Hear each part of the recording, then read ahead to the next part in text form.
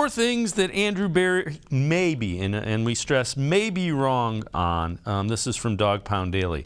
Number 4, undervaluing defensive tackles. Number 3, not adding depth at wide receiver. Number 2, poor draft choices.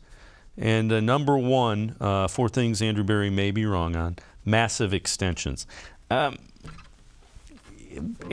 Ashley, when you look at that, the massive extension one, that's really a catch-22 because you want to reward guys that you've drafted, that you've developed, that you have, that you've had success with.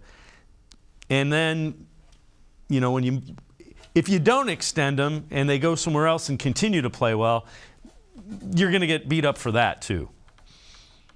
Yeah, I actually think like the extensions that they've given out have been pretty good. They've been almost prophetic in a lot of ways. Like Andrew Berry extended Denzel Ward this offseason, and after that, the market kind of exploded. Like he was maybe the highest paid corner for a couple of days. And I think Andrew Berry is very good at it, and this front office is very good at managing cap and things like that. So those extensions don't really bother me, I think, as much as they do some people, because I understand kind of like the bigger picture here.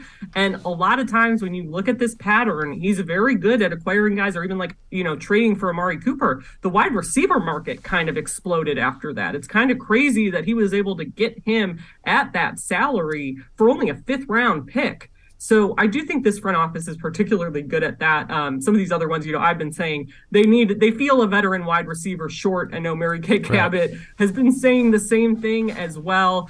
So that I can't really gripe with. Obviously, the defensive tackle situation, I think we saw how abysmal it was when they were getting run over in the early portion of the season. They need somebody to step up there. And I think some of the draft picks, you know, I think they do have question marks. I think some of those names listed there were guys taken later. I think typically if a guy like, you know, Perrion Winfrey, for example, if he pans out, that's kind of a bonus, right? He was a day 3 guy. But I think your guys who you take in the 1st through 3rd rounds are guys you expect to be at least contributors, in most cases starters. So I do think, you know, a guy like Jed Wills has been having a better year this year, but he still has a lot to prove. I think some of these higher draft picks they've taken, the Jacob Phillipses, the Grant Delpits, like they do, I think, have some question marks by them that, you know, have to get answered sooner rather than later at this point, given where those guys are in their careers. Yeah, I would agree. That's a fair question about it.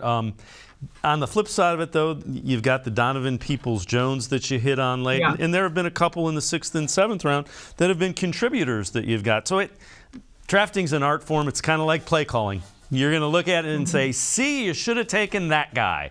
See, you should have made that. So I guess it comes with the position. But I that's fair. There have been some 2nd and 3rd round choices, Delpit, Phillips, Elliott, that haven't panned out so far. But that's why you wait 3 or 4 years to judge it instead of 1 or 2. Right. Yeah. I mean, some of these guys are just going to take time. I think with Grant Delpit especially, like we're just kind of really starting to see maybe what kind of player he could be. Because as a rookie in 2020, he missed his entire season with an Achilles injury. He was basically a rookie last year. So I do think, though, when you are talking about a draft, sometimes this team has gotten lucky. DPJ is maybe the best example of a guy you pick late and kind of bet on upside and hope it works out. But, you know, I really do think that some of these guys who were taken higher, you know, need to kind of step up into larger roles when given the opportunity and make those kind of game-changing plays, especially on the defensive side of the ball when they're in the game. Yeah, I agree wholeheartedly. If not, you're going to run into some salary cap issues coming up in a hurry with this team.